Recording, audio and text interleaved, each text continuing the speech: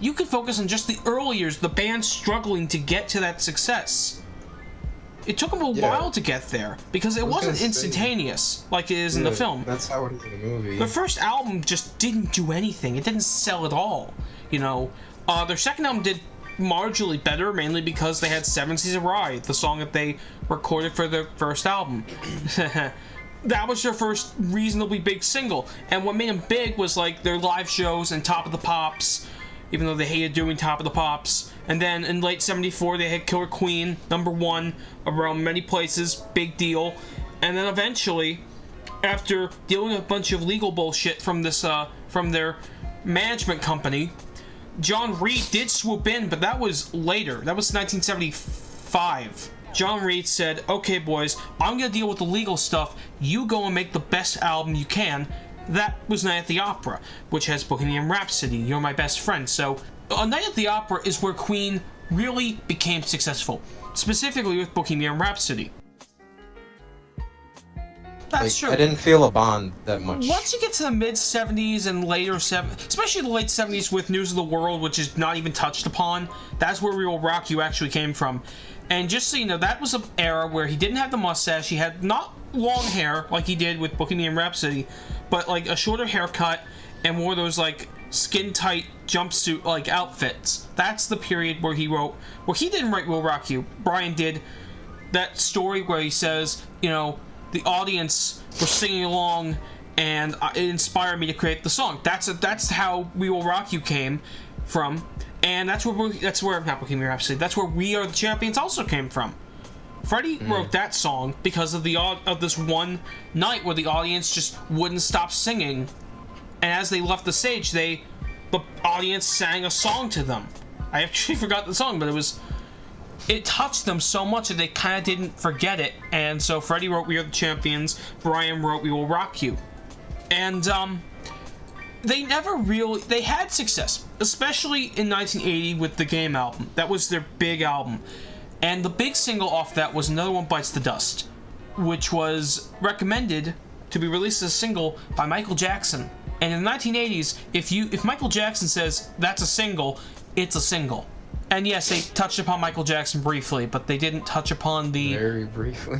They didn't even mention the recording sessions that Freddie did with Michael. I get why, because it's not the most important piece of Queen history. This film already crams enough of Queen's history into one film. You're right. I mean, we didn't have enough time to fit in Billy Squier and Mott the Hoople and all that stuff.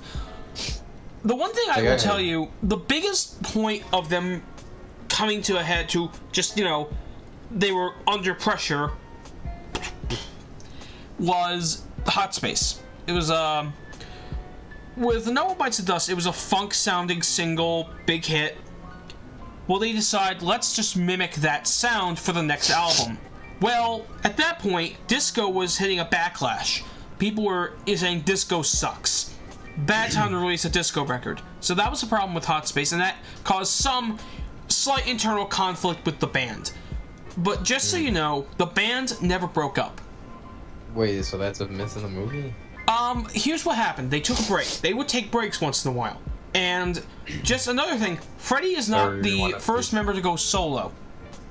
The first member to go solo is Roger Taylor. He released a solo single back in News of the World era. So, yeah.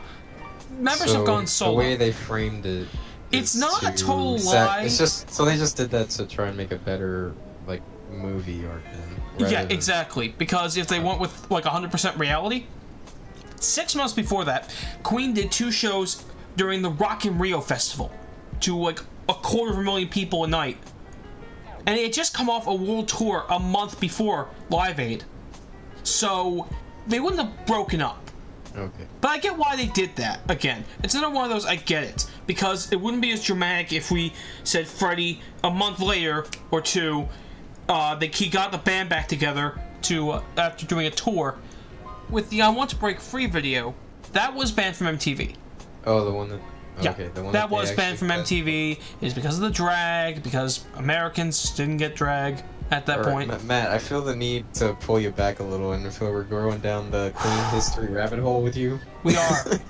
Yeah, and let's get back to the movie.